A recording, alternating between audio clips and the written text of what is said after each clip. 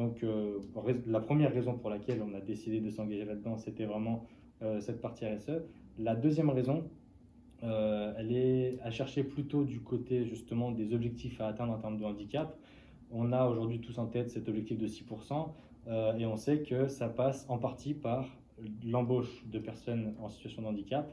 Et la mission locale, de par son action, nous semblait être vraiment un interlocuteur à privilégier pour permettre à des personnes, à des jeunes, en l'occurrence un public jeune en situation de handicap, de se rapprocher de l'emploi.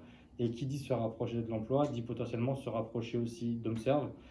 Et on y voyait quelque part un levier pour pouvoir nous aussi pouvoir peut-être recruter des personnes qui, sans ces actions-là, n'auraient peut-être pas pu se présenter chez Homeserve ou postuler à un des métiers sur lesquels on recrute.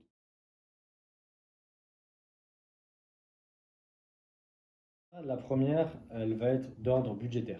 Là, pour être tout à fait pragmatique, cette dépense, elle n'est pas considérée comme un surcoût pour l'entreprise, puisqu'il n'est finalement ça n'est qu'un choix finalement d'allocation de ressources donc qui est définie par notre contribution au ETH et qu'on a décidé d'utiliser à cet effet comme une des actions de recrutement. Donc ça, c'est la première raison.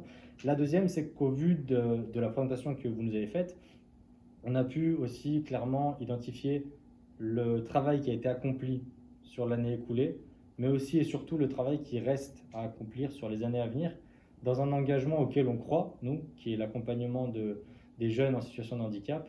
Et voyant justement ce qui restait à faire là-dessus, on considérait que en continuant de cofinancer cette action-là à l'échelle locale et départementale, on pourrait aussi nous espérer à court ou moyen terme obtenir des résultats en termes d'embauche, etc. Donc c'est vraiment par conviction.